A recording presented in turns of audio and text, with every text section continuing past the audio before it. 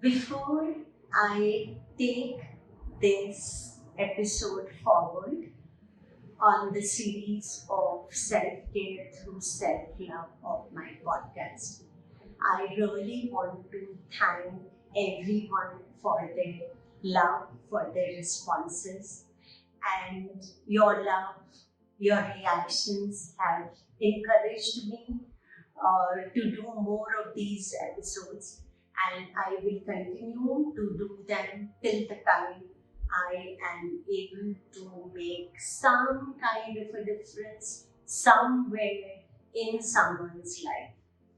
As I had said before, also, the idea of doing my podcast is not to teach anybody anything. My whole idea to do this podcast is just to share my own experiences, and I would really expect that most of these experiences you will be able to relate to. And I will keep doing these episodes till the time my content is resonating with your feelings, with your thoughts, and they leave something behind in you to work forward in any kind of a situation that you could be in. So last time I was talking about how important it is for us to free ourselves from ourselves and also to release our pain, our feelings, which we accumulate within us as a result of the painful circumstances that we could be in. It could be a bad relationship that we could be in. It could be some other challenging kind of a phase that we could be going in our profession. And all of this could be generating some kind of suffering, leading to pain, and which we could be keeping within us. Because most of the time, neither do we have the intent or the time to release this pain. And at times we don't even know how to release this pain. So today I will be talking about this challenge which had come in my life a few years ago, called cancer. I was in stage 3 when I was diagnosed, and when I started with the treatment, the whole misery multiplied. The treatment of cancer is extremely challenging. It really leads you to kind of pain which one could have never experienced before, physically as well as psychologically and socially also. So I went through a series of surgeries, and after that came the turn for the chemotherapies. And I had my first chemotherapy. I came back home after around 12 hours of this medicine going inside me and turning the whole of my body and mind topsy-turvy. I came back home and I realized that this suffering is just too much for me to handle. If I allow this suffering to continue like this, then probably I will get so consumed with it, and I will keep the pain inside me like most of the people do, and that will not give me the space to learn and understand from this experience. This was my driving force, to release the pain so that I can understand it in its totality as to why this painful experience has come in my life and what do I need to learn from it to take my life forward. And I picked up the car, and this was, I think, after 3 or 4 days of my chemotherapy. Went to the art material shop in Bombay and picked up a new canvas. I came back home and I started painting the canvas. The idea was that I wanted to pour out all my feelings, which were very complex at that time. And I thought once I put them on the canvas, I will be able to probably see them better. Before I share the painting with you and I share the process which I went through while doing this artwork, I really want to share with you that I had approached, or you could even say I had attacked this canvas with a lot of vengeance. And I painted in a frenzy. And when I kind of completed the work and I looked at it, the work conveyed much more pain than what I was feeling inside me.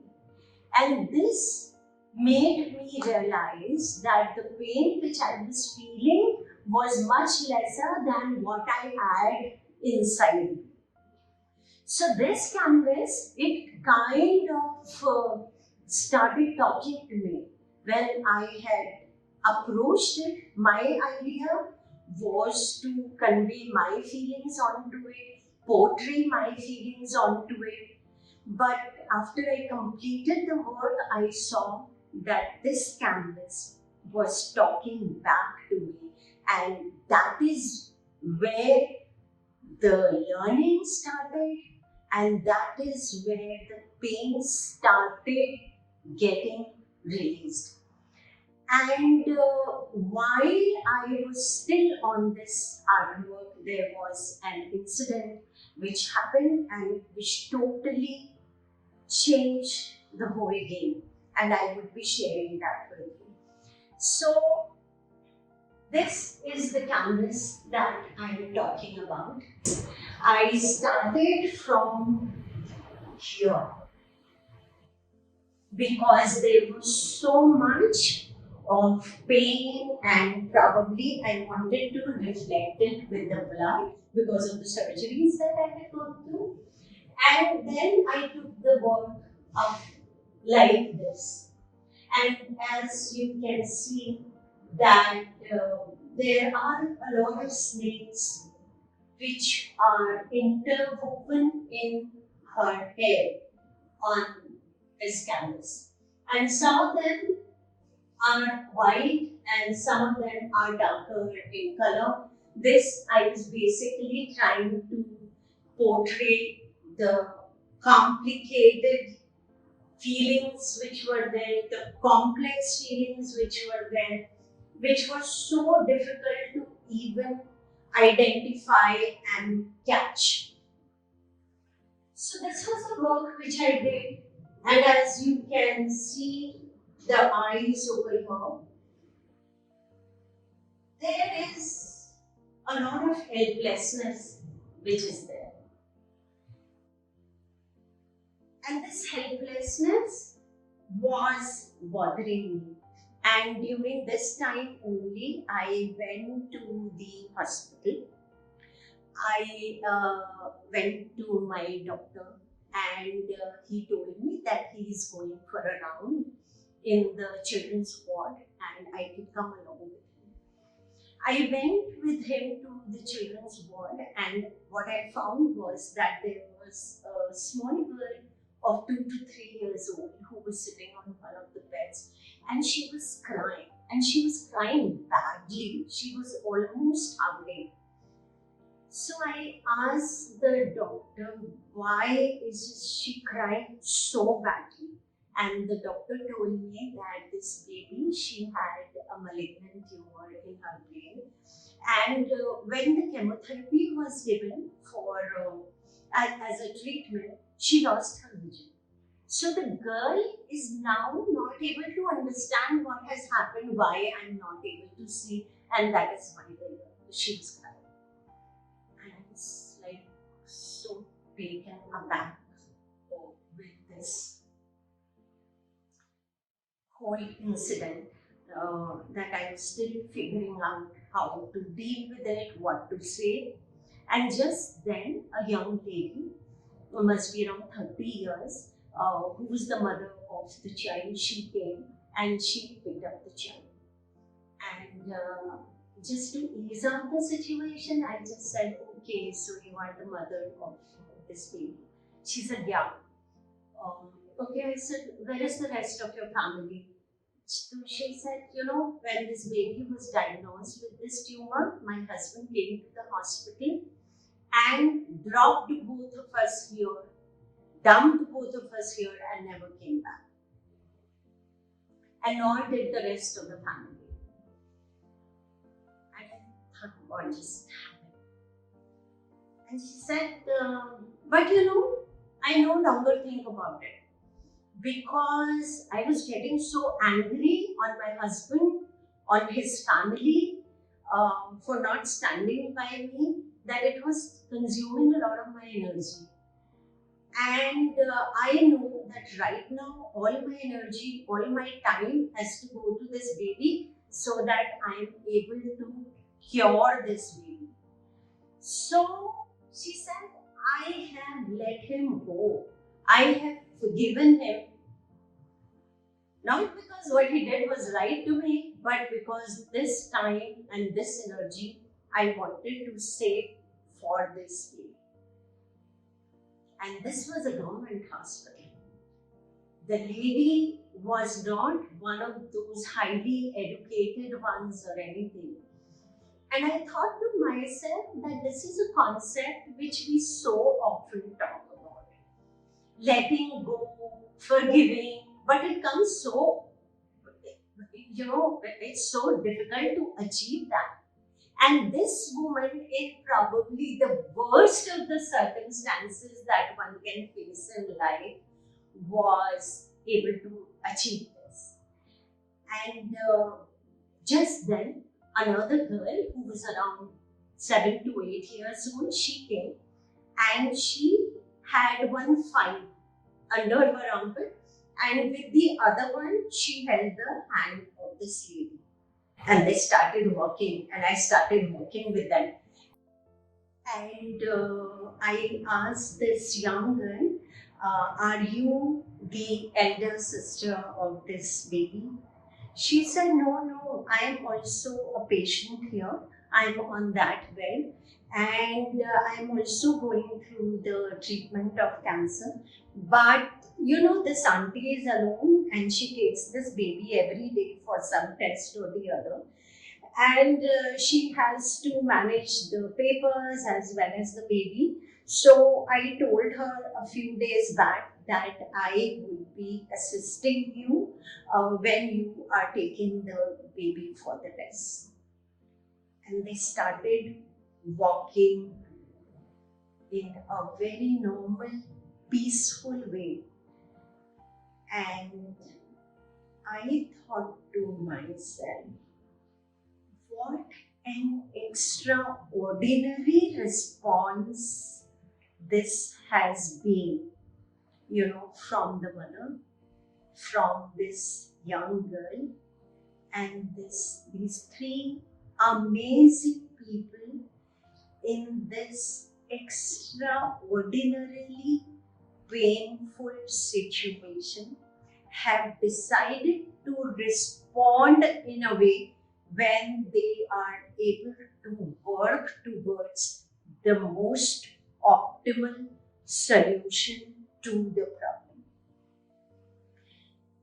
And I came back home, and that day I made this butterfly on the canvas. And as you can see, this butterfly is in solid colors, as if I had kind of taken a resolve or my learning was so phenomenal through this whole experience that I wanted to convey this sign of hope onto the canvas in a particular way. When we are going through a challenging situation in life, this also becomes an opportunity for us to explore our inner strength which lies within us.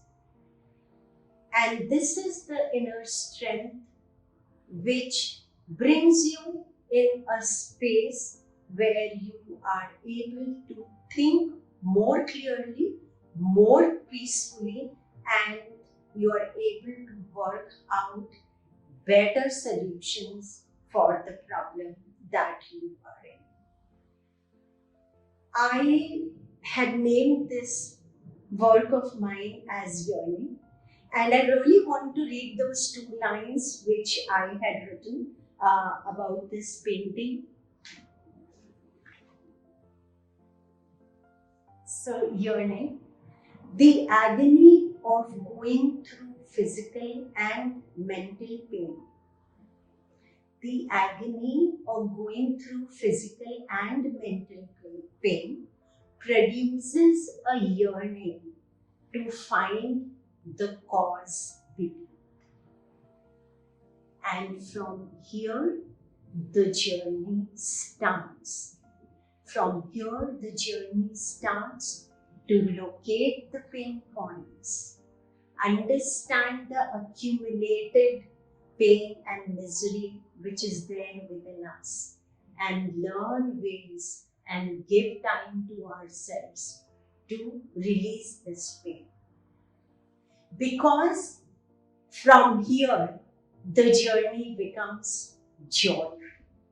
It becomes extremely beautiful, and believe you me, once you get on to that process, once you commit yourself to that process, the whole game will change.